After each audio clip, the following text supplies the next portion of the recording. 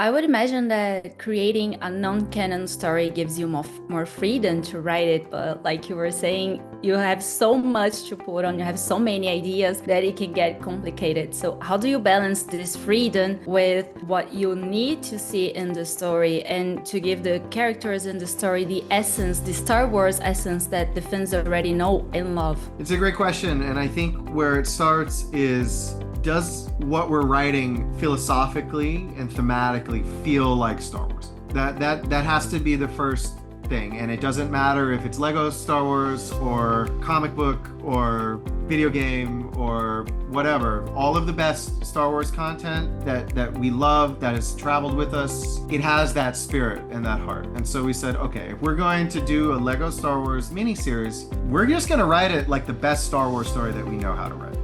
That had to be the first thing.